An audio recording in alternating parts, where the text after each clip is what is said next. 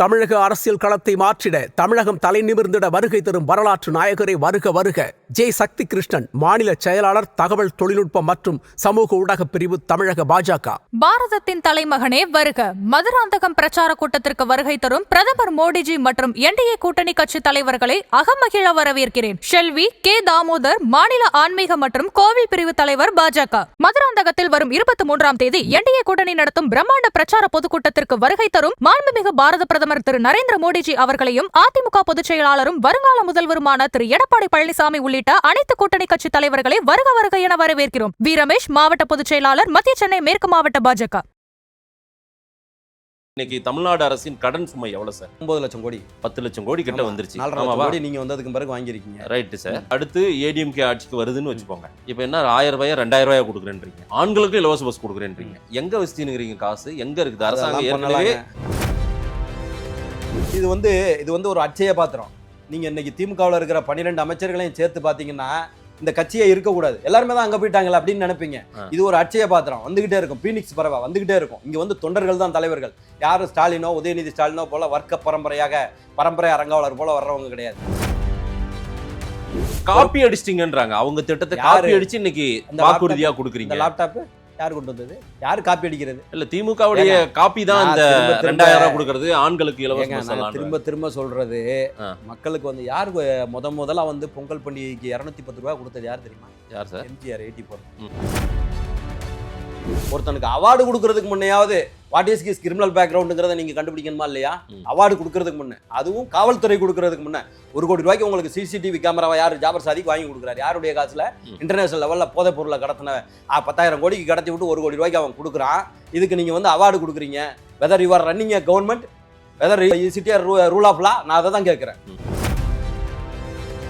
ஆசிரியர்களை வந்து ஆண் காவலர்களை விட்டு பிடிக்கிறது, கையை ஒருத்தன் காலை ஒருத்தன் எடுக்கிறது, ஏறடா மேலாங்கிறது, போடா வாடாங்கிறது நேற்று கூட பார்க்குறேன். 27ஆம் நாள் நேற்று நடந்துகிட்டு இருக்கு. ஏன் அவர்களை கூட்டு பேசுறதுல இந்த அரசுக்கு என்ன இருக்கு? நீங்க கொடுத்த கோரிக்கை தானே. அவரை தான் கேட்கிறார், பொய்யா வாக்குறுதி கொடுத்தேன்னு சொல்லுங்க, நாங்கள் போயிட்டு இருக்கோம் கிளம்பி ஊருக்கு. பொங்கல் பண்டிகை கூட கொண்டாடலைங்க. 1.54 லட்சம் கோடி இது பண்ணுகின்ற செமி கண்டக்டர் தயாரிக்கின்ற பாக்ஸ்கான் நிறுவனம் உங்கள்கிட்ட அப்ளை பண்ணிட்டு 2 மாதம் காத்திருந்துட்டு குஜராத் மாநிலத்துக்கு போயிடுச்சு. பிஒய்சி கார் நிறுவனம் 54,000 கோடி தெலுங்கானா மாநிலத்துக்கு, ரேவந்த் ரெட்டியுடைய மாநிலத்துக்கு போயிடுச்சு. 6,000 கோடிக்கு கோத்ரேஜ் நிறுவனம் தமிழ்நாட்டுக்கு வெயிட் பண்ணி பார்த்துட்டு ஆந்திராவுக்கு போயிடுச்சு. நேர்னால வந்து பட்டியலிட முடியும். லூலு மால் வந்துருச்சாங்க. 2021 போயிட்டு வந்து சொன்னீங்கல்ல, கோயத்துக்கு இன்வெஸ்ட்மெண்ட் பண்ணுறதுக்கு போனீங்கல்ல, போயிட்டு வந்து பொய்யா வாக்குறுதி கொடுத்தீங்க. லூலு மால் வந்துருச்சா உங்களுக்கு தெரியுமா? சென்னையில் வரப்போகுதுன்னு சொன்னீங்களே. ஒரே ஒரு உதாரணம் மட்டும் கேட்குறேன். போதையின் உச்சத்தில் என்ன நடக்குதுன்னு கூட தெரியாம தமிழகத்தில் ஒரு மாதிரியான ஆட்சி நடந்துகிட்டு இருக்கு. அவங்களுக்கு வந்து இந்த அரசின் மீது பயம் போய்விட்டது. அதை தான் நான் சொல்றேன். ஒரு கையாலாகாத அரசு இருக்கிறது, ஒரு பொம்மை முதல்வர் இங்க இருக்கிறாரு, நமக்கு ஒன்றும் நடந்துராதுங்கிற தைரியத்தின் அடிப்படையில் தானே இந்த சமூக விரோத செயல்கள்லாம் நடக்குது. அதன் தமிழர்களுக்கு வணக்கம். பல்வேறு துறைகளில் ஆக சிறந்த ஆளுமைகளை சந்தித்து நாம் நேர்காணல் எடுத்து வருகிறோம். அந்த வகையில் மீண்டும் நம்மோடு இணைந்திருக்கிறார் அண்ணா திராவிட முன்னேற்ற கழகத்தின் செய்தி தொடர்பாளர் திரு காசிநாத பாரதி அவர்கள். அவரிடம் கேட்பதற்கு நிறைய இருக்கின்ற வாரங்களோடமே கேட்போம். வணக்கம் காசிநாத பாரதி சார். வணக்கம். எப்படி இருக்கீங்க? மிக நல்லா இருக்கும், ரொம்ப நல்லா இருக்கும். ரொம்ப உற்சாகமாயிட்டீங்கல்ல? இப்போ அலைன்ஸ் எல்லாம் ஒரு புது பொலிவோட நிறைய யார் யாரெல்லாம் வரமாட்டாங்கன்னு நினைச்சோமோ அவங்கெல்லாம் எல்லாம் ஒன்று சேர்ந்துட்டு இருக்கீங்க. என்ன சார் அதிசயமெல்லாம் நடக்குது உங்க அலைன்ஸ்குள்ளார? ஆமாம், நடக்கும்னு தான் நான் ஏற்கனவே ஆர்வம் சொல்லிக்கிட்டு இருந்தேன். யாரும் நம்பலை, நீங்கள் உட்பட.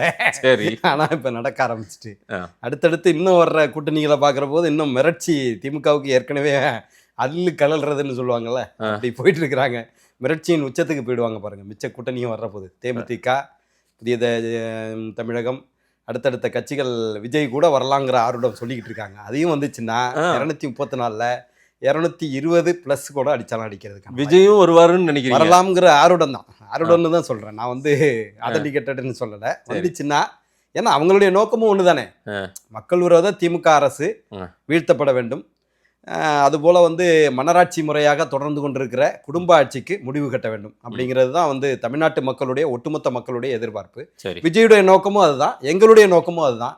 அப்படி இருந்தால் நிச்சயமாக அதுக்கு முடிவுரை எழுதப்படும். ஏன்னா ஏற்கனவே வந்து புரட்சி தலைவி அம்மா காலத்திலே வந்து விஜயகாந்த் அவர்கள் வந்து 2ஆம் இடத்துக்கு பெற்று இவங்களை 3ஆம் இடத்துக்கு தள்ளாங்க. ஏற்கனவே பல வரலாறுகள் இருக்குது இவங்க 3ஆம் இடத்துக்கு போன வரலாறு. அந்த மாதிரி ஒரு வரலாறை திரும்பவும் எழுதுறதுக்கான வாய்ப்பு எடப்பாடியாருக்கும் வருங்கிறது தான் என்னுடைய. கண்டிப்பாக சார், வாங்க. பட் ஆனாலும் உங்கள் கூட்டணியை டீகோட் பண்ண வேண்டிய தேவை இருக்குது. இன்னும் எல்லாரும் என்ன சேருவாங்கன்னு நீங்க சொல்றீங்கல்ல நிறைய பேரு அவங்க எல்லாம் வந்தாலும் அதெல்லாம் ஒட்டுமொத்தமா வச்சு நான் டீகோட் பண்ணா நல்லா இருக்கும். பட் இருந்தாலும் இப்ப இருக்கிறவங்கள வச்சு நம்ம பண்ணலாம்னு நினைக்கிறேன். ஒரு வருஷத்துக்கு முன்னாடி பிஜேபி நமக்கு பிடிக்காம போச்சு, பிஜேபி நமக்கு செட் ஆக மாட்டாங்கப்பா அப்படின்னு நீங்க அவங்களோட சேர்ந்துட்டீங்க, அவங்க உங்களோட சேர்ந்துட்டாங்க. டிடிவி தினகரன் உங்களை எதிர்த்து தான் கட்சியை தொடங்கினார், அவர் ஏடிஎம்கே எதிர்த்து தான் கட்சியை தொடங்கினது. அவரு நேற்றுக்கு அலைன்ஸ் பண்ணா நாங்கெல்லாம் பங்காளி சண்டையெல்லாம் அப்புறம் பாத்துக்கிறேங்க, நாங்க திமுக தான்றீங்க. என்ன சார் ஒண்ணுமே ஒட்டாது போல தெரியுது. கூடா நட்பு கேடாய முடியும்னு சொன்னார் கருணாநிதி. 1.5 லட்சம் தமிழர்களை கொண்டு குவித்த காங்கிரஸோடு இனிமேல் ஒட்டுமில்லை உறவும் இல்லைன்னு சொன்னார். அவங்க ஆட்சி மத்தியில் ஐக்கிய முற்போக்கு கூட்டணி ஆட்சி இருக்கிற போது அந்த கட்சிக்கு வந்து பேக் போனார் இருந்த திமுகவினுடைய தலைவர் கருணாநிதியுடைய பொண்ணை அரெஸ்ட் பண்ணி உள்ளே வச்சாங்க. மத்திய அமைச்சராக தகவல் தொடர்புத்துறை அமைச்சராக இருந்த ஆராசாவை எந்த ஆட்சியிலையும் மாற்று கட்சி வந்து உள்ள அனுப்புறதுங்கிறது வேற. அவங்க ஆட்சியே அவங்க இதில் அமைச்சராக இருந்தவங்களையும் அவங்களுக்கு சப்போர்ட் பண்ணுகின்ற தலைவருடைய பொண்ணையும் உள்ள வச்சாங்க. அது பழைய கதை சார். ஆனா கடைசி அவங்களுடைய கூட்டணிக்கு இப்போ வரலையா, கடைசி 9 வருஷமா ஒண்ணா இருக்கு. அது போல வந்து பண்டார பரதேசிகள்னு விமர்சனம் பண்ணிட்டு அதே பாஜகவோடு கூட்டணி அவர் வைக்கலையா? வைக்கோ, கூட்டணி வைத்தால் என்னுடைய கல்லறை கூட இப்போ மன்னிச்சிட்டா கல்லறை என்ன. அதனால வந்து இங்க வந்து தொகுதி உடன்பாடு தான், வேற ஒண்ணும் கிடையாது. கூட்டணிங்கிறது ஒட்டுமா ஜெல்லாகுமா?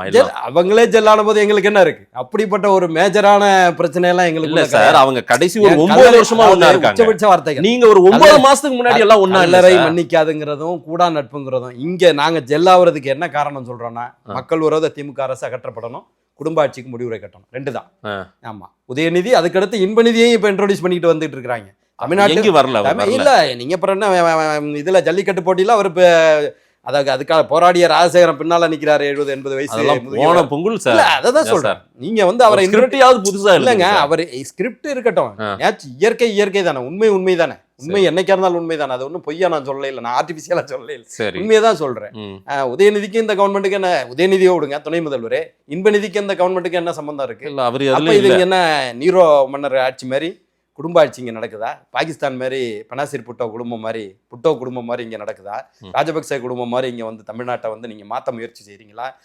ஷேக் ஹசீனா குடும்பம் இருக்கு, ஷேக் அப்துல் ரஹ்மான் அந்த குடும்பம் மாதிரி நீங்கள் வந்து குடும்ப ஆட்சியை கொண்டு வர்றதுக்கு முயற்சி செய்யுது. நான் என்ன சொல்கிறேன், நீங்கள் எந்த ஆட்சியை வேணாலும் கொண்டு மக்கள் ஜனநாயகம் சார், அதுதான் போட்டி போட்டு ஜெயிச்சிருங்க. அதான் நாங்கள் சொல்கிறோம், மக்கள் விரோத ஆட்சியை நடத்தாதீங்க, மக்களுக்கு எதிரான ஆட்சியை நீங்கள் நடத்தல. நீங்கள் ஒன்று புரிஞ்சுக்கோங்க, திமுகவுக்கு மக்கள் ஓட்டு போட்டு தான் நீங்கள் வேணான்னு அவங்கள உட்கார வச்சாங்க. ஆமாம் தானே? மக்கள் ஓட்டு போட்டுன்னா இந்த டிடிவி அன்னைக்கு தனியாக போனதுனால 29 தொகுதியில் வெற்றி வாய்ப்பு பதிச்சு இல்லைன்னா இப்போ இந்த முறையும் நாங்கள் தான் இருந்திருப்போம். மக்கள் வந்து இன்னைக்கு வந்து அவ்வளவு பெரிய உச்சபட்ச பிரச்சனையில் இருந்திருக்க மாட்டாங்க. தமிழ்நாடு சென்னை முழுவதும் போராட்ட களத்தினுடைய உச்சத்தில் இன்னைக்கு இருந்துகிட்டு இருக்கு. சம வேலைக்கு சம ஊதியம் கேட்கின்ற ஆசிரியர்கள் 20,000 பேர் இன்னைக்கு 27வது நாளாக இன்னைக்கு போராட்ட களத்தில் இருந்துகிட்டு இருக்காங்க. 16,000 தொகுப்பூதிய ஆசிரியர்கள் இன்னைக்கு தமிழகத்தில் போராட்ட களத்தில் டிபிஐ வளாகத்தில் தொகுப்பூதிய ஆசிரியர்களுக்கு இவங்களுக்கு எல்லாமே நீங்க பண்ணி தர்றோம்னு நீங்க வாக்குறுதி கொடுத்தீங்க. தூய்மை பணியாளர்கள் போராட்டம் தற்காலிகமாக இப்ப நிறுத்தி வைக்கப்பட்டிருக்கிறது. இந்த 16,000 தொகுப்பூதிய ஆசிரியர்கள் வந்து உங்க ஆட்சி காலத்திலயும் நடந்தது போராட்டம் உச்சபட்சமாக இப்படி எல்லாம் நடந்தது இல்ல. அது நீங்க ஆர்டிபிசியலா 33,000 போராட்டங்களை நடத்தினீங்க, கோவன் போன்றவர்களை வச்சு போராட்டம் நடத்தினீங்க. நான் கேட்கிறேன், கண்ணன்கிற ஆசிரியர் வேப்பந்தட்டை தாலுகாவை சேர்ந்த பெரம்பலூர் மாவட்டத்தை சேர்ந்த தற்கொலை செய்து கொண்டு இறந்து போனாரு. ஏன் தூய்மை பணியாளர் ரவிக்குமார் எனக்கு மருத்துவ சிகிச்சைக்கே வழி இல்லைன்னு சொல்லி இறந்து போனாரு. நேற்றிலிருந்து வந்து சத்துணவு ஊழியர்கள் தமிழகம் முழுவதும் போராட்ட களத்தில் இறங்கியிருக்காங்க. போராடாத துறைகளே இல்லைங்கிற அடிப்படையில் எல்லாமே நீங்கள் அவர் என்ன கேட்குறாரு, அந்த சமவேலைக்கு சமூதியம் கேட்குறவர், ஒரே இடத்துல வேலை செய்கிறவங்க ஒருத்தர் வந்து 50,000 வாங்குறாரு, ஒருத்தர் 30,000 வாங்குறாரு, 20,000 to 25,000. இப்போ என்னுடைய ஆசிரியர் என்னட்ட வந்த ஒரு வழக்காடி, அவங்க வந்து கடலூர் மாவட்டத்தை சேர்ந்தவங்க, பேர் சொல்லக்கூடாது, 20 லட்சம் ரூபாய் அவங்களுக்கு இழப்பு வருது. 1/6/2009 அப்பாயிண்ட் ஆனவங்களுக்கும் முத நாள் 31ஆம் தேதி அப்பாயிண்ட் ஆனவங்களுக்கும் 2 பேருக்கு வித்தியாசம் மட்டுமே. பேசிக் பேல 3,170 இடிக்குது. பேசிக் பே 3,170ன்னா 156% டிஏ அண்ட் டிஏ பிளஸ் கச்சாரியை கூட்டினீங்கன்னா ஏறக்குறைய 2 பேருக்கு வந்து 20,000 ரூபாய் இடிக்குது. அரசு ஊழியர்கள் அதிமுக ஆட்சியில் இதை விட நிறைய பாதிக்கப்பட்டிருக்காங்க. இல்ல அதாவது பாதிக்கப்பட்டிருக்கிறார்கள் என்று சொன்னால் நாங்க பொய்யான வாக்குறுதியை கொடுத்து எங்கேயும் ஏமாத்தல. நீங்க அவர் என்ன கேட்கிறாரு, ராபர்ட், நாங்கள் ஓட்டு வாங்குறதுக்காக உங்களை ஏமாத்தணும் 311 நீங்கள் கொடுத்த கோரிக்கை நம்பர் வந்து அவங்களுக்கு சம வேலைக்கு சமூதியம் பற்றுத்தர்றேன்னு சொன்னது 311. இந்த 311 வாக்குறுதியை உங்களை ஏமாற்றி ஓட்டு வாங்குறதுக்கு தான் கேட்டேன்னு சொல்லுங்க. நாங்கள் எங்கள் போராட்டத்தை பொங்கல் பண்டிகைக்கு கூட அவங்க போகல. நாங்கள் இன்னமும் கேட்குறேன், அவங்களை நீங்கள் ட்ரீட் பண்ணுகின்ற விதம் சரியா? ஆசிரியர்களை வந்து ஆண் காவலர்களை விட்டு பிடிக்கிறது, கையை ஒருத்தன் காலை ஒருத்தன் எடுக்கிறது, ஏறடா மேலாங்கிறது, போடா வாடாங்கிறது நேற்று கூட பார்க்குறேன். 27ஆம் நாள் நேற்று நடந்துகிட்டு இருக்கு. ஏன் அவர்களை கூட்டு பேசுறதுல இந்த அரசுக்கு என்ன இருக்கு? நீங்க கொடுத்த கோரிக்கை தானே. அவரை தான் கேட்கிறார், பொய்யா வாக்குறுதி கொடுத்தோன்னு சொல்லுங்க, நாங்க போயிட்டு இருக்கோம் கிளம்பி ஊருக்கு. பொங்கல் பண்டிகை கூட கொண்டாடலைங்க. இவ்வளவு ஒரு கீழ்த்தரமான, இவ்வளவு ஒரு கேவலமான ஆட்சி இது வரைக்கும் நடந்ததே கிடையாது. அதை தான் நாங்கள் திரும்ப திரும்ப சொல்றோம். சட்டம் ஒழுங்கு அன்னைக்கு ஆளுநர் எதுக்காக வெளிநடப்பு செய்கிறாரு? அவர் கிளியராக சொல்றாரு. அவர் சொல்ற அந்த 14 கோரிக்கைகள் சொல்றாரு, 14 இதுவும் வந்து தவறான தரவுகளின் அடிப்படையில் கொடுக்கப்பட்டிருக்கின்றன, அதனால நான் வெளிநடப்பு செய்யறேன்னு அவர் சொல்றாரு. சார் அதை அவர் படிக்கணும் இல்ல சார். திரு ஆளுநருக்கு நீங்க வக்காலத்து வாங்குங்க, கூட்டணியில் இருக்கீங்க, அதனால ஏடிஎம்கே பிஜேபி கூட தான் நிக்கணும் நீங்க. ஏன்னா அவங்க கூட்டணி தர்மங்களை வச்சுக்கிட்டாங்க, அவங்க அலைன்ஸ்ல வச்சுக்கிட்டாங்க, அதனால இருந்தாகணும். உங்களை மாதிரி வேங்கவே இலக்கும் இதுக்கும் இருந்துட்டு அவங்க வந்து கை தட்டிக்கிட்டு உட்கார்ந்துருக்காங்களா? அப்படியெல்லாம் நாங்க இருக்கல. முதல்ல தமிழ் தாய் வாழ்த்து பாடினது உடனே தேசிய கீதம் பாடுன்றாரு. இது முறையா? இல்ல, அது வேணா உங்க ஆட்சி காலத்துல தமிழ் தாய் வாழ்த்து பாடுனதும் அடுத்து தேசிய கீதம் பாடலாங்க. நான் முடிஞ்சதுக்கு அப்புறம் தானே இருக்கலாங்க. இல்ல நான் கேக்குறேன், இதுதானே புரோட்டோகால்? புரோட்டோகால் இருக்கட்டுங்க. சரி, நீங்க எழுதி இருக்கிற 14 அவர் சொல்லியிருக்காருல 14 ரிஜெக்ஷன். அவர் முதல்ல அது முதல் கருத்து தேசிய கீதம் பாடுன்னா அவர் என்ன வெறும் தமிழ் தாய் வாழ்த்தும் தேசிய கீதம் பாடுனதும் வீட்டுக்கு போறதுக்கு அவர் வராருங்க.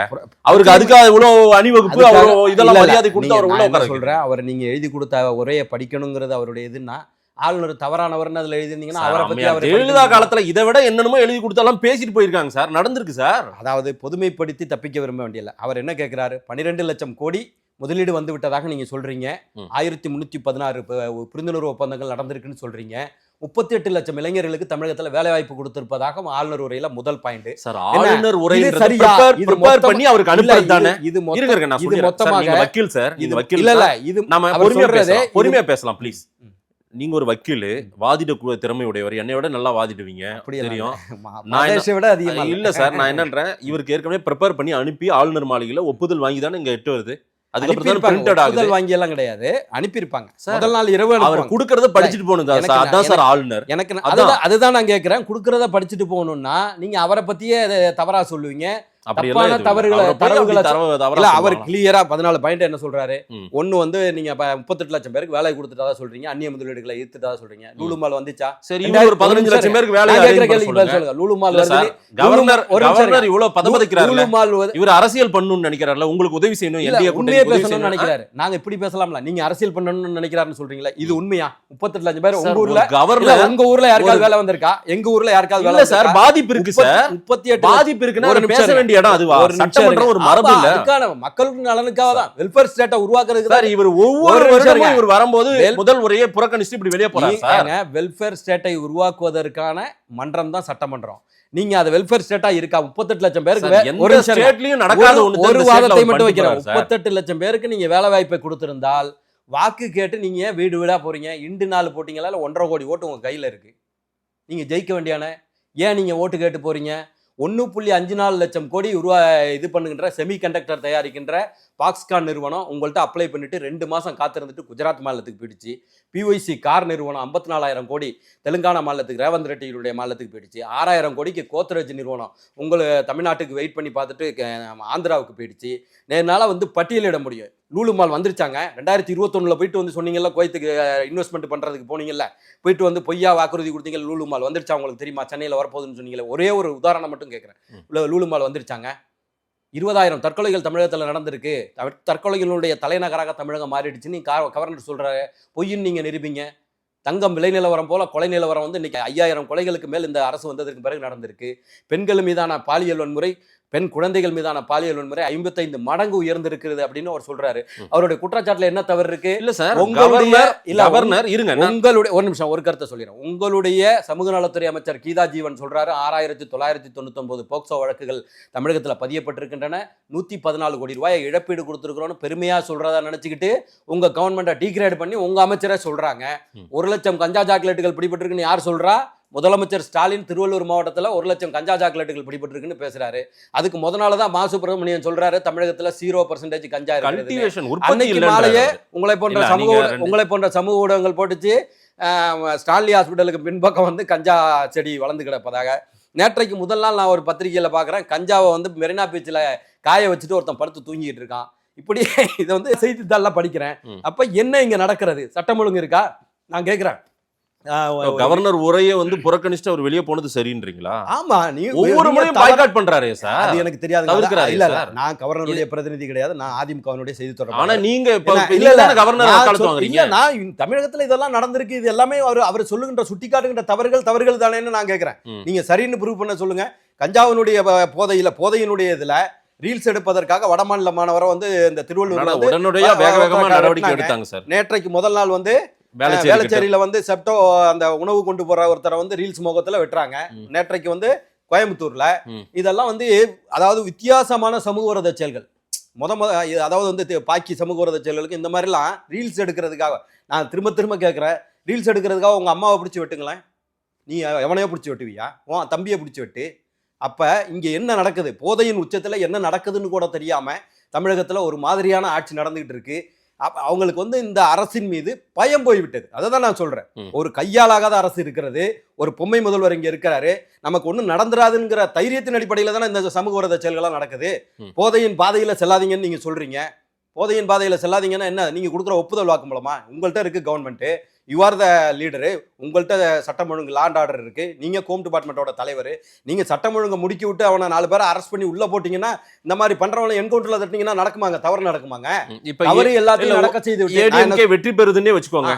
இங்க எந்த ஒரு போதை இதுவே வஸ்துக்கள் இருக்காத மாதிரி அது எல்லாத்தையும் ஒளிச்சிருவீங்களா? இருக்காது. மெத்தப்பட்ட பையன்ங்கிற பேரை வந்து இல்ல சார், ஒரு நிமிஷம் இல்ல சார், நான் கேக்குறேன். டாஸ்மார்க் மூடுன்னு சொல்லுங்க சார், ஒரு அறிவிப்பு கொடுங்க. நாங்க செஞ்சமே ஏடிஎம்கே சொல்லுங்க சார். 500 கடைகளை ஒரு 7 வாக்குறுதி கொடுத்தீங்க. 500 கடைகளை இருங்க நான் பேசுறேன். கொடுக்க போறாங்க. ஒரு 7 வாக்குறுதி இப்ப கொடுத்தீங்கல, 2000 ரூபாய் கொடுக்குறீங்க. ஆமா, 1000 ரூபாய் திமுக ஸ்கீம், அதையே நீங்க 2000 ரூபாய் கொடுப்பேன்றீங்க. அதே போல திமுக ஸ்கீம் தான் பெண்களுக்கு பஸ், நீங்க ஆண்களுக்கும் பஸ் இலவசம்ன்றீங்க. ரைட். இப்ப அதே போல டாஸ்மார்க் எல்லாத்தையும் மூட போறாங்க. ஏடிஎம்கே ஆட்சி வந்தா அம்மா வந்து 500 பண்ணுங்க சார். 500 கடைகளை பண்ணுங்க. இல்ல அனௌன்ஸ் பண்ற அதிகாரம் என்னட்ட இல்ல சொல்லுங்க, உங்க தலைமைக்கு சொல்லுங்க. பண்ணுவாங்க. இப்ப தேர்தல் அறிக்கை போயிட்டு போதை வஸ்துக்கள் இவ்வளவு நடமாடுது, நீங்க உங்க ஆட்சி வந்தா என்ன உங்க வந்து சுத்தமா மாறிடுமா? இல்லங்க, மெத்தப்பட்ட மீன் ஒன்றை எப்ப நீங்க கேள்விப்பட்டீங்க சார்? இன்னைக்கு அது மாதேஷ் கிட்ட பேசுற அளவுக்கு எனக்கு திறமை பத்தாது. ஆனா சார், ஆனா வந்து கால ஓட்டத்தில் அடுத்த புதுசா வரும் சார் நிறைய. மெத்தப்பட்ட மீன் ஒன்று. ஆமா, இப்பதான் ஜாபர் சாதிக்குன்னு உங்க கட்சி. அது எப்படி திமுக ஒரு ஆட்சி வந்ததுக்கு அப்புறம் மெத்தப்பட்ட மீன் ஒன்று வந்துச்சு? ஒரு நிமிஷம் இருங்க, போய் சொல்லாதீங்க. அதாவது ஜாபர் சாதிக்குன்னு ஒருத்தர் பிடிபட்டதற்கு பிறகுதான் சரி இன்டர்நேஷனல் லெவல்ல இருந்து இன்டர்போல்ல இருந்து FBI federal bureau of investigation வந்து இந்தியாவுக்கு தகவல் கொடுத்து சர்வதேச லெவல்ல. ஒரு நிமிஷம் இருங்க, நான் சொல்றது தவறா இருந்தா நீங்க வாசிநாத பாரதி. ஒரு நிமிஷம் இருங்க. ஏதோ திமுக வந்ததுக்கு பிறகுதான் மெத்தப்பட்ட மீன் உருவாச்சா என்ன? இல்ல மெத்தப்பட்ட மீன் ஜாபர் சாதிக்கு என்ன? ஜாபர் சாதிக்கு அண்ணா அறிவாலயத்துல உட்கார்ந்திருக்காரு அவர் ஆபீஸ். ஒரு நிமிஷம் இருங்க, அப்படி எப்பலாம் பேசாதீங்க. நான் சொல்றேன், நீங்க மறுத்து சொல்லுங்க. மெத்துங்கிற ஒன்றை நீங்க வந்து அதுக்கு முன்ன நீங்க கேள்விப்பட்டிருந்தீங்கன்னா தெரியல. எனக்கு என்னைய பொறுத்த வரைக்கும் ஜாபர் சாதிக் பிடிபட்டதுக்கு பிறகுதான் மெத்தப்பட்ட பையன் அதனுடைய ரா மெட்டீரியல் வந்து சூடோபிட்ரேன் இதை வந்து இவங்க திருவள்ளிக்கண்ணில தயார் பண்ணி. யார் சொன்னது? FBI சொல்லுங்க. என்ன சம்பந்தம்? ஏங்க யாரு அயலக பிரிவினுடைய மாவட்ட செயலாளர் யாருங்க? ஜாபர் சாதிக் அவர் அயலக பிரிவுல இருந்தாரு, அதுக்காக அவர் இந்த வேலையை செய்ய சொல்லி விட்டாங்க. ஒரு கட்சியில ஒரு பொறுப்பை கொடுக்குறீங்கன்னா அவனுடைய பேக்ரவுண்டை இது பண்ணணுமா இல்லையாங்க? அவருக்கு வந்து இவர் அன்னைக்கு இதாக இருந்த டிஜிபி, அன்னைக்கு வந்து சிட்டி கமிஷனராக இருந்த சங்கர் சிவால் வந்து அவருக்கு அவார்டு கொடுக்குறாரு. 1 கோடி ரூபாய்க்கு CCTV கேமராக்களை சென்னை முழுவதும் வாங்கி கொடுத்தார் ஜாபர் சாதிக்குன்னு சொல்லி அவார்டு கொடுக்குறாரு. ஒருத்தனுக்கு அவார்டு கொடுக்கறதுக்கு முன்னையாவது வாட் இஸ் ஹிஸ் கிரிமினல் பேக்ரவுண்டுங்கிறத நீங்க கண்டுபிடிக்கணுமா இல்லையா? அவார்டு கொடுக்கறதுக்கு முன்னே, அதுவும் காவல்துறை கொடுக்கறதுக்கு முன்னே 1 கோடி ரூபாய்க்கு உங்களுக்கு CCTV கேமராவை யார் ஜாபர் சாதிக்கு வாங்கி கொடுக்குறாரு? யாருடைய காசுல? இன்டர்நேஷனல் லெவலில் போதைப் பொருளை கடத்தின 10,000 கோடிக்கு கடத்தி விட்டு 1 கோடி ரூபாய்க்கு அவன் கொடுக்குறான். இதுக்கு நீங்க வந்து அவார்டு கொடுக்குறீங்க. Whether you are running a government, whether is it rule of law? நான் அதை தான் கேட்கிறேன். வெட்கி தலைகுனிய வேண்டாம். அவனுக்கு வந்து நீங்க வந்து அயலக பிரிவு, அயலக போதைப் பொருள் கடத்தல் பிரிவு நீங்க சொல்லுங்க. பிரச்சாரம் கிடையாதுங்க, இது நான் உண்மையே சொல்றேன், நான் பொய் சொல்லல. அடுத்து அவன் ஏன் உங்க குடும்பத்தோட நெக்ஸஸா இருக்கிறான்? நான் அதை தான் கேட்கிறேன். உதயநிதியினுடைய மனைவி கிருத்திகா உதயநிதியோடு மங்கைங்கிற படத்துல கோ ப்ரொடியூசர் அவன். எனக்கு வந்த தரவுகளின் அடிப்படையில் நான் சொல்றேன். பொய்யா இருந்தா ப்ரொசிக்யூட் மீ. என்ன, நான் அது எல்லாத்துக்குமே ரெடியா தான் இருக்கிறேன். நான் வந்து எனக்கு வந்த சமூக ஊடகங்களை நான் படித்தது தான். நான் பொய்யா இதையும் பிரச்சார மேடையா நீங்க பயன்படுத்திட்டீங்க, பேசுங்க. நான் என்ன கேக்குறேன், இல்ல மானிபுலேட்டடா நான் சொல்றேன். நான் பார்த்தேன், நீங்க முதல்ல உதயநிதியோட அவர் நின்னு போட்டோ எடுத்ததையும், ஸ்டாலினோடு நின்று போட்டோ எடுத்ததையும், கிருத்திகா உதயநிதியோடு மங்கைங்கிற படத்துல அவர் கோ ப்ரொடியூசரா இருந்ததையும் என்னால வந்து நான் படிச்சு தாராளமா இதெல்லாம் பிரச்சாரம் பண்ணுங்க சார். பிரச்சாரம் கிடையாதுங்க, உண்மையை சொல்றேங்க. பொய்யா சொல்றதுங்கிறது வேற, உண்மையை சொல்றது. திமுகவுக்கு மாற்று அதிமுக தான். ஆமா, நிச்சயமா. அப்படின்றத மக்கள் இன்னைக்கு நிறுவுறாங்களா? அதுக்கு தயாரா இருக்காங்களான்னு தெரியல. நேற்றைக்கு முந்தா நாள் வரைக்கும் என்ன சொல்லிட்டு இருந்தீங்க? கூட்டணி வரலன்னு சொன்னீங்க. இன்னைக்கு என்ன சொல்றீங்க? ஆனா எல்லாமே எல்லாம் ஒரு ஒற்றுமையானவர்களா, எல்லாம் ஒண்ணா இருக்கிறவங்களா, ஒருத்தர் எதிரிகளா இருந்தவங்களா நண்பரா இருக்கீங்க. ஒன்றே ஒன்று கேட்கிறேன். ஒரு மாவட்டத்துல, நாமக்கல்ங்கிற ஒரு மாவட்டத்துல 1000 கிட்னிகளை திருடுறான். யாரு? உங்க கட்சியை சேர்ந்த திராவிட ஆனந்த். 1000 பேர்களுடைய கிட்னிகள் கடத்தப்பட்டிருக்குன்னு. இது எங்க இருந்து வருது தெரியுமா? மகாராஷ்டிராவுடைய கிட்னி ராக்கெட்டிங் டீம் வந்து இப்ப கிதார் மருத்துவமனை, யாருடைய மருத்துவமனை? உங்க சட்டமன்ற உறுப்பினர் கதிரவனுடைய மருத்துவமனை. அசிங்கம் இல்ல இதெல்லாம்? போதைப் பொருளை கடத்துறவன்னா உங்கள் கட்சியில் பொறுப்பாளர், கிட்னியை திருடுறவன்னா உங்கள் கட்சியில் இருக்கிற எம்எல்ஏ, 3 லட்சம் மக்களுடைய பிரதிநிதியாக இருக்கிற ஒரு எம்எல்ஏ, அவனை டிஸ்குவாலிஃபை பண்ணி கட்சியை விட்டு நீக்க வேண்டாமாங்க? இதுக்கு மகாராஷ்டிராவிலேருந்து கிட்னி ராக்கெட்டிங் டீம் வந்து 1 கோடி ரூபாய்க்கு விற்றுருக்காங்க தெரியுமா? ஏபி நெகட்டிவ்ங்கிற அந்த கிட்னி வந்து கம்போடியாவில் இருக்கிற ஒரு தொழிலதிபருக்கு 1 கோடி ரூபாய்க்கு விற்றுருக்காங்க. அந்த பாதிக்கப்பட்ட பெண்ணுக்கு 3 லட்சம் ரூபா கொடுத்துருக்காங்க. இதுதான் இப்போ இருந்த அதனால தான் நிப்பாட்டிருக்காங்க தெரியுமா? இப்போ நேற்றைக்கு முதல் நாள் வந்து தடை பண்ணாங்களே, எதுக்காக கிதார் மருத்துவமனையை தடை பண்ணாங்க? இவ்வளோ ஒரு இன்டர்நேஷனல் லெவலில் அதில் வந்து அந்த கிட்னி ராக்கெட்டிங்கில் ஈடுபட்ட அந்த மருத்துவர் வந்து இன்னைக்கு வரைக்கும் தலைமறைவாக இருக்கார். அவரை பிடிக்கிற அளவுக்கு கூட தமிழகத்தினுடைய காவல்துறைக்கு அருகதை இல்லைன்னா நீங்கள் கவர்மெண்ட்டை ரன் பண்ணுறீங்களா? ரைட்டு சார், இதெல்லாம் மக்கள்கிட்ட சொல்லுங்க. இணைந்த கைகளா இல்ல இதை செய்ய முடியுமா அப்படின்றது நிச்சயமாக செய்ய முடியும். எல்லாரும் ஒன்னா கையிலாமே நிப்பீங்களா? சொல்லிட்டாரு பேசிப்பீங்களா? இல்ல அந்த சிரிப்புக்குள்ளார ஏதாவது வேற ஏதாவது இருக்குமா அப்படின்றதெல்லாம் சந்தேகம் வரும். மாதேஷ் மீது எனக்கு ஒரு நல்ல மரியாதை உண்டு. நான் என்ன கேட்கிறேன், இந்த மாதிரியான ஒரு சமூக கொடுமைகள் என்ன வினித் ஐஏஎஸ் போய் அங்கே ரிப்போர்ட் எடுக்கிறாரு. அந்த மக்கள் என்ன கேட்குறாங்க, ஏன் வந்தாங்க தெரியுமா அவங்களுக்கு? அவங்கெல்லாம் வந்து செங்குந்தர் சமுதாயத்தை சேர்ந்தவர்கள், அந்த விசைத்தறி தொழிலை செய்கிறவங்க. 3 முறை வந்து நீங்கள் மின்சார கட்டணத்தை உயர்த்தியதால் அவங்களால தொழில் செய்ய முடியலை. மிச்சமாக இருக்கிற கடன் வாங்கினதை கடனை கட்ட முடியலை. வேறு வழி இல்லாமல் கிட்னியை விற்கிறாங்க. அவங்க கேட்ட உருக்கமான செய்தி என்ன தெரியுமா அவங்களுக்கு? வினித் ஐஏஎஸ் கிட்ட எங்கள்கிட்ட வந்து 5 லட்ச ரூபா தர்றேன்னு சொல்லி இப்போ கிட்னியை வாங்கினாங்க, 3 லட்சம் தான் கொடுத்துருக்காங்க, பாக்கி 2 லட்ச ரூபாயை மீட்டு கொடுங்கள்னு கேட்டாங்கன்னா இந்த தமிழகம் எந்த சூழ்நிலையில் இருக்குங்கிறத புரிஞ்சுக்கணும்.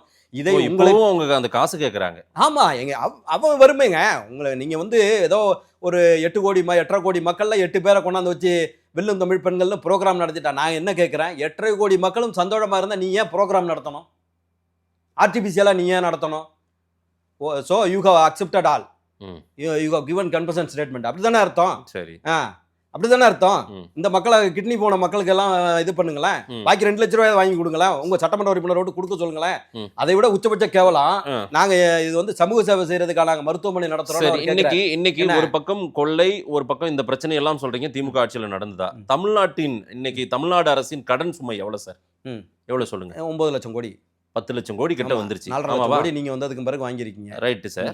இப்போ வந்து அடுத்து ஏடிஎம்கே ஆட்சிக்கு வருதுன்னு வச்சுக்கோங்க. இப்போ என்ன 1000 ரூபாயா 2000 ரூபாயா கொடுக்குறேன்றீங்க, ஆண்களுக்கு இலவச பஸ் கொடுக்குறேன்றீங்க. எங்க வச்சுக்கிறீங்க காசு? எங்க இருக்குது? அரசாங்கம் ஏற்கனவே இப்பவே 10 லட்சம் கோடி. இல்ல அதாவது ஒரு அரசு நினைச்சா மக்கள் நல அரசாக வெல்ஃபேர் ஸ்டேட்டை ஃபார்ம் பண்ணணும்னு நினைச்சாங்கன்னா தமிழகத்தில் இருக்கிற மணல் குவாரிகளையும் கல் குவாரிகளை மட்டும் ஸ்ட்ரீம்லைன் பண்ணாலே எல்லாத்தையும் பாதி உங்க கட்சிக்காரங்க நடத்துறாங்க சார். அதெல்லாம் ஆதாரபூர்வம் இல்லாம ஆதாரம் இல்லாம பால்டேஜ் அலிகேஷன் சொல்ல வேண்டாம். அதை பத்தி ரெண்டு கட்சியிலுமே குவாரி நடத்துறாங்க.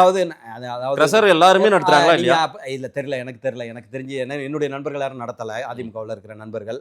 அப்படி நீங்க சொன்னீங்கன்னா வந்து நான் மதுபான ஆலைகளை 2 கட்சியுமே நடத்துறாங்க. 2 கட்சியும் கிடையாது, யாரும் கிடையாது. ஏடிஎம்கேல இருந்து யாரும் கிடையாது. கனிமொழி அக்கா நடத்துறாங்க, டிஆர் பாலு நடத்துறாரு, கல்ஸ் இன்டர்நேஷனல் ஜெகத் ரட்சகன் நடத்துறாரு. மொத்த டாஸ்மாகினுடைய அத்தனை இதுவும் வந்து திமுக கட்சிக்காரர்களால் நடத்தப்படுகின்றன. அக்கா கனிமொழி வந்து இதை நடத்துவாங்க, ஆனா வந்து இளம் உதவிகளை பத்தி கவலைப்படுவாங்க. 68 பேர் செத்து போனானே எங்க கள்ளக்குறிச்சியில இளம் உதவிகளை பத்தி. கேட்டதுக்கு பதிலே இல்லையா உங்ககிட்ட? எப்படி நீங்க கொடுப்பீங்க? 2000 ரூபாய் எப்படி கொடுக்க முடியும்? கல்குவாரிகளையும் அது எல்லா பெண்களுக்கும் கல்குவாரிகளையும் மண் குவாரிகளையும் ஸ்ட்ரீம்லைன் பண்ணாலே போதும். என்னுடைய கருத்தை நான் சொல்றேன். இது சார் ஏற்கனவே 10 லட்சம் கோடி கிட்ட கடன் வந்துருச்சு. நிச்சயமாக பண்ண முடியுங்க. ஏங்க நீங்க வந்து சரி, ஆண்களுக்கு இலவச பஸ் சார். ஏற்கனவே போக்குவரத்து ஊழியர்களுக்கு உங்க ஆட்சியிலுமே அவங்களுக்கு சரியான அவங்களுக்கு இல்ல போய் பணம் போய் அவங்களுக்கு நிலுவைத் தொகை போய் சேரல. நகரத்துல மட்டும் தான், ஆல் ஓவர் இந்தியா, தமிழ்நாடு கிடையாது. நீங்களும் அவங்க கொடுக்குற ஏற்கனவே அவங்க கொடுக்குற டிரான்ஸ்போர்ட் டிபார்ட்மெண்ட் நஷ்டத்துல தான் ஓடுது. ஆமாவா? எல்லாமே இருக்கட்டுங்க. எப்படி நீங்க ஆண்களுக்கு இலவச பஸ் நாங்க கொண்டு வருவாங்க, எல்லாமே கொடுப்போங்க. நான் தான் சொல்லிட்டேன், மணல் குவாரி சார் உங்க வீட்டு பணத்தை எடுத்து போறீங்களா? குவாரி மணல் குவாரி நாங்க சொல்லிட்டோம், ஊழல பண்ண மாட்டோம்னு சொல்றோம். நாங்க என்ன திரும்ப கேட்கறோம், நீங்க 4.5 லட்சம் ரூபாய் கடன் வாங்குனீங்கல்ல, அதுல வந்து எவ்வளவு இன்வெஸ்ட்மெண்ட்டுக்கு இன்ஃப்ராஸ்ட்ரக்சருக்கு வச்சிருக்கீங்க? 75,000 கோடியை வந்து நீங்க கடனுக்கான வட்டியை கட்டுறதுக்கு மட்டும் கொடுக்குறீங்க. நாங்க திரும்ப கேட்கறோம், நீங்க கடனை மட்டுமே வாங்கி இந்த கவர்மெண்ட் ரன் பண்ணி இருந்தா சந்தோஷம். சரி, 150 மடங்கு வந்து சொத்து வரியை உயர்த்தினீங்கல்ல, 3 மடங்கு வந்து மின்சார கட்டணத்தை 3 முறை உயர்த்தினீங்கல்ல, குப்பைக்கு முதற்கொண்டு 2015 இருந்து ஃபார்வர்டு டேட் போட்டு வரி வசூல் பண்ணீங்கல்ல, இந்த கமர்ஷியல் பில்டிங்கெல்லாம் 18% டாக்ஸ் போட்டீங்கல்ல, இந்த வருமானம் எல்லாம் எங்க போச்சுன்னு கேட்கறேன். அதான் ஃப்ரீ பீஸ் மக்களுக்கான நலத்திட்டங்களா கொடுத்ததுன்றாங்க. என்ன நலத்திட்டம்? எல்லாருக்குமே 1000 ரூபாய் கொடுக்கப்பட்டிருக்கு. இலவச பேருந்து கொடுக்கப்பட்டிருக்கிறது. எந்த நலத்திட்டம்? மாணவ மாணவிகளுக்கு லேப்டாப் கொடுத்திருக்காங்க. எப்போ கொடுத்துறீங்க? நாங்க சொல்ல முடியுங்க, மார்த்தட்டி சொல்ல முடியும். 55 லட்சம் மாணவர்களுக்கு 10வது 11வது படித்த மாணவர்களுக்கு எப்ப கொடுத்தீங்க? இப்ப சரி தேர்தல் வருது இல்ல, அதுலயும் பின்கோடு இட்டு ஸ்டார் போடுவாங்கல்ல. சரி, நீங்க ஒரு நிமிஷம் இருங்க. ஃப்ரீபீஸ் பண்ணி தான் நீங்க இலவசம் கொடுத்து தான் மக்கள் கிட்ட ஓட்டு வாங்க முடியுமா? ஸ்டார் போடுவாங்கல்ல, ஆ. ஸ்டார் போடுவாங்கல்ல, அந்த மாதிரி ஓட்டு உள்ள கல்லூரியில் இறுதி ஆண்டு படிக்கின்ற மாணவர்களுக்கு ஏன் தெரியுமா? 18 வயசுக்கு மேல இருப்பான், ஓட்டு போடுவான்னு. உங்களை மாதிரியா நாங்க 10வது 11வது படிக்கிற மாணவர்களுக்கு கொடுத்தது அம்மா. ஒரு மாணவன் வசதி உள்ளவன் வந்து லேப்டாப் வச்சிருப்பான், வசதி இல்லாதவன் வந்து அவனை பார்த்து ஏங்கி இருப்பான். நீங்களுமே ஒரு கவர்ச்சிகர ஸ்கீம் தானே இப்போ வெளியிடுறீங்க. இல்லங்க, எங்களுடைய சிஸ்டத்தை நீங்க ஏதாவது ஒண்ணு சொல்லுங்க. விஞ்ஞானபூர்வமாக மாணவர்கள் கல்வி பயில வேண்டும், வசதியான மாணவர்களோடு ஏழை மாணவர்களும் காம்பீட் பண்ணணும்னு அற்புதமான திட்டத்தை கொண்டு வந்தவங்க. சரி, ஆண்களுக்கு இப்ப இலவச பஸ் தேவையா சார்? 100% பண்ணுவோம். அது நகர்ப்புறத்துல மட்டும்தான் சொல்லியிருக்காங்க. ஏன் வேண்டாம்னா அவங்க வேண்டாம்னு எழுதி கொடுத்துட்டு போட்டாங்க. நாங்க என்ன கேட்கிறோம், நீங்க ரெண்டையும் உயர்த்தினீங்க, இவ்வளவு உயர்த்திட்டு அப்ப இந்த தொகை, இந்த நீங்க சொத்து வரியில பெற்ற தொகையோ இதுல பெற்ற தொகையோ ரிஜிஸ்ட்ரேஷன் ஃபீஸ் ஏத்துனீங்க, பத்திரப்பதிவு கட்டணத்தை எல்லாத்தையும் உயர்த்தி எங்கேயோ மடைமாற்றம் செய்கின்றீர்கள். நீங்க சொல்றீங்களா இந்த 1000 ரூபாய் ஸ்கீம் எத்தனை லட்சம் பேருக்கு கொடுத்துட்டீங்க? நீங்க சொன்னது என்ன? மகளிர் உரிமை தொகை. மகளிரா இருக்கிற அத்தனை பேருக்கும் கொடுக்கணும். அதுல என்ன செலக்டிவா 10 லட்சம் பேருக்கு கொடுக்கறது, 20 லட்சம் பேருக்கு கொடுக்கறது, அதுல தகுதி 40 லட்சம் மகளிரா இருக்கிறவங்க அத்தனை பேரும் தகுதி பெற்றவங்க தானங்க. சரி, அது ஏங்க நீங்க எல்லாருக்கும் 2000 ரூபாய் கொடுக்க போறீங்க? நான் கேக்குறேன் சார், நீங்க கவர்மெண்ட் ரன் பண்ணுமா? அதாவது ரன் பண்ணுமா முடியாதா? அதை பத்தி நீங்க கவலைப்படாதீங்க, நாங்க பாத்துக்குவோம். ஏன்னா நீங்க வந்து பொய்யான ஆளுநர் எங்களுக்கு பண்ணலன்னு சொல்லுவீங்க. நாங்களும் தான் 7.5% இடஒதுக்கீட்டுல 6344 பேரை வந்து இன்னைக்கு மருத்துவம் படிக்கிற அளவுக்கு எளிய வறிய குடும்பத்தை சேர்ந்த மாணவர்களுக்கு வாய்ப்பு கொடுத்திருக்கிறோம் என்று சொன்னால் எடப்பாடியார் கொண்டு வந்து அற்புதமான திட்டம். 22,000 ஏரிகளை தூர்வாரணும்னா இந்த தமிழகத்துல காவிரி நீர் வரலனாலும் we can manageங்கிற லெவலுக்கு உங்க ஸ்கீம் வந்து கவர்ச்சியா இருக்கு. ரைட், இல்ல கவர்ச்சி கிடையாதுங்க, நடந்ததை சொல்றாங்க. ரைட் சார், இல்ல நீங்க குடுக்குறேன்னு சொல்லி சில ஸ்கீம் சொல்லிருக்கீங்க. நடந்ததை சொல்றேன், நான் சொல்லிடுறேன். இல்ல நாங்க பண்ணனது நடந்ததை சொல்றோம். நீங்க நடக்க போறது எப்படி பண்ணுவீங்கன்னு தெரியல. அத்திக்கடவு அவிநாசி திட்டம் நாங்க வந்து 4 மாவட்ட விவசாயிகளுடைய பிரச்சனை கிட்டத்தட்ட 80 ஆண்டுகள் பிரச்சனை, அதை வந்து தீர்த்தோம். இந்த பாதுகாக்கப்பட்ட வேளாண் மண்டலமாக உங்களுக்கு ஓட்டு போட்டவங்க 10 தொகுதியில 9 தொகுதியை திமுகவுக்கு தாரை வார்த்து தந்தவர்கள் எங்க தஞ்சை மண்டலத்தை சேர்ந்தவர்கள். ஆனா அவர்களுக்கு வந்து தொடர்ந்து வஞ்சனையையும் துரோகத்தையும் மட்டுமே திமுக ஸ்டாலின் செய்து கொண்டிருக்கிறார். அவர் தந்தை காலத்துல இருந்து காவிரி பிரச்சனைல இருந்து ஆரம்பிச்சு அந்த காவிரி டெல்டாவுல தஞ்சை டெல்டாவுல துரோகம் பண்ண ஒரத்தநாடு பகுதியை சேர்ந்த எம்எல்ஏ தான் உங்க பழைய எம்எல்ஏ. அதிமுக வைத்திலிங்க டிஎம்கே போயிட்டோம், அதனால ஒண்ணும் கிடையாது. இது வந்து ஒரு அட்சய பாத்திரம். நீங்க இன்னைக்கு திமுகவில் இருக்கிற 12 அமைச்சர்களையும் சேர்த்து பாத்தீங்கன்னா இந்த கட்சியே இருக்கக்கூடாது, எல்லாருமே தான் அங்க போயிட்டாங்களா அப்படின்னு நினைப்பீங்க. இது ஒரு அட்சய பாத்திரம், வந்துகிட்டே இருக்கும், பீனிக்ஸ் பறவை வந்துகிட்டே இருக்கும். இங்க வந்து தொண்டர்கள் தான் தலைவர்கள். யாரும் ஸ்டாலினோ உதயநிதி ஸ்டாலினோ போல வர்க்க பரம்பரை அரங்காவலர் போல வர்றவங்க கிடையாது. இங்க தொண்டர்களா இருக்கிறவன் இன்னைக்கு கிளைச்சலா இருந்தோ, அன்னைக்கு கிளைச்சலா இருந்தவர் இன்னைக்கு பொதுச் செயலாளர், நாளைக்கு நான் கூட அந்த இடத்துக்கு வரலாம். ஆனா திமுகவில் ஒருத்த மாறுதட்டி சொல்ல முடியுமா? நான் கேட்கிறேன். அதனால வந்து அதெல்லாம் வாய்ப்பு இல்லை. மக்களின் நலன் சார்ந்து திங்க் பண்ணுங்க. அந்த தஞ்சை மண்டலத்தை மீத்தேன் எடுப்பதற்கும் ஹைட்ரோ கார்பன் எடுப்பதற்கும் தாரை வார்த்து கொடுத்தவர் நான் டெல்டாக்காரன்னு சொல்லிக்கிற ஸ்டாலின். ஆனால் அந்த தஞ்சை மண்டலத்தை எங்கள் ஊர் கிடையாது அவர். ஆனால் தஞ்சை மண்டலத்தை பாதுகாக்கப்பட்ட வேளாண் மண்டலமாக அறிவித்தவர் எடப்பாடியார். என்ன எந்த இடத்துலையும் நீங்க வந்து நல்லது செஞ்சிருக்கீங்கன்னு உங்களால சொல்ல முடியாது. எங்களால ஆயிரக்கணக்கான திட்டங்களை நீங்க ஒரு 10 மணி நேரம் இன்னைக்கு ஒரு காப்பி அடிச்சிட்டீங்கன்றாங்க. அவங்க திட்டத்தை காப்பி அடிச்சு இன்னைக்கு வாக்குறுதியா கொடுக்குறீங்க. லேப்டாப் யார் கொண்டு வந்தது? யார் காப்பி அடிக்கிறது? இல்ல திமுகவுடைய காப்பி தான் இந்த 2000 ரூபாய் கொடுக்கறது, ஆண்களுக்கு இலவசம். திரும்ப சொல்றது மக்களுக்கு வந்து யார் முதல்ல வந்து பொங்கல் பண்டிகைக்கு 210 ரூபாய் கொடுத்தது யார் தெரியுமா? யார் சார்? எம்ஜிஆர் 84ல. ரைட்டுங்களா? அதனால வந்து எல்லாமே வந்து நீங்க எல்லாருக்கும் 3000 ரூபாய் கொடுத்துருக்காங்க. நீங்க இன்னைக்கு போடுறீங்களே காலை உணவு திட்டம் யார் கொண்டு வந்தது? சென்னை மாநகராட்சியில எடப்பாடியார் பீரியட்ல கொடுத்தாங்க. அது மாதிரி வந்து சத்துணவு திட்டம் யார் கொண்டு வந்தது? புரட்சித் தலைவர் எம்ஜிஆர் கொண்டு வந்தது. லேப்டாப் திட்டம் யார் கொண்டு வந்தது? அம்மா கொண்டு வந்தது. அத்திக்கடவு அவிநாசி திட்டம் நாங்க கொண்டு வந்தோம். நீங்க வந்து திறப்பு ஸ்டிக்கர் மட்டும் ஒட்டிக்கிட்டீங்க. ஏதாவது ஒரு திட்டம் நீங்களா பண்ணின மாதிரி சொன்னீங்கன்னா இந்த 1000 ரூபாய் சொல்லுவீங்க. அதுவும் கூட SC/ST அவங்களுக்குள்ள தொகையை நீங்க மடைமாற்றம் செஞ்சிட்டீங்கன்னு SC/ST கமிஷன். நீங்க 2000 ரூபாய் கொடுக்கும்போது நீங்க அந்த மாதிரி எங்க எதுல வைக்க போறீங்க? நான் சொல்லிட்டேனே, என்னுடைய கான்செப்டா அந்த ஐடியாவை சொன்னேன். மணல் குவாரியோ கல் குவாரி இது மாதிரி வந்து எத்தனையோ இயற்கை வளங்கள் இருக்கு, அது சார்ந்து நம்ம வந்து வீணா தான் போயிட்டு இருக்கு, கொண்டு வரலாம்னு என்னுடைய கருத்தை நான் சொல்லிட்டேன். அதனால என்றைக்கும் மக்களின் நலன் சார்ந்து செயல்படுகின்ற விளிம்பு நிலை மக்களினுடைய இயக்கம் அனைத்து இந்திய அண்ணா திராவிட முன்னேற்ற கழகம். தன்னுடைய குடும்பத்திற்காக மட்டுமே உழைக்கின்ற ஒரு இயக்கம் திராவிட முன்னேற்ற கழகம். தமிழ்நாட்டு மக்களுக்கு நன்றாக தெரியும் கூட்டணி நல்லா இருக்குன்னு அப்படி அவங்க சொல்லிக்கிட்டு இருந்தாங்க. அதையும் எங்கள்கிட்ட இமாலய கூட்டணி, அவங்கள்ட்ட ஒன்றும் இல்லை பார் அப்படின்னு சொல்லிக்கிட்டு இருந்தாங்க. ஆனால் அதையும் தாண்டி இன்றைக்கு கூட்டணி, ஏன்னா இயற்கை என்னுடைய தேவை, வேகம் வில் ரீப்ளேஸ்ன்னு சொல்லுவாங்கல்ல, தக்கனை தப்பி பிழைக்குங்கிற மாதிரி இன்னைக்கு வந்து வேற வழி இல்லை. இல்லைன்னா தமிழகத்தை ஆண்டவனால கூட காப்பாற்ற முடியாது. இந்த போதைப் பொருட்களின் காடாக்கிய இந்த திமுக திரும்பவும் ஆட்சிக்கு வந்தால் இந்த தமிழகத்து மக்களை யாராலும் காப்பாற்ற முடியாது. 8 வயது குழந்தையிலிருந்து 80 வயது மூதாட்டி வரை இன்றைக்கு பாதுகாப்பாக இல்லாத ஒரு சமுதாயமாக தமிழ்நாடு மாறி இருக்கிறது. இதை மாற்ற வேண்டும் என்றால் எடப்பாடியார் தலைமையில ஆட்சி அமையணும், தேசிய ஜனநாயக கூட்டணி ஆட்சி அமையணும். அதனால வந்து பிஜேபி கூட டிடிவி கூட எல்லாம் ஒன்னா சேர்ந்து அவ்வளவு எளிமையா ஆட்சியை பிடிச்சிட முடியுமா சார்? ஒன்றும் பிரச்சனை கிடையாது. பிஜேபி கூட இருந்து ஆட்சியை பிடிச்சிட முடியுமா?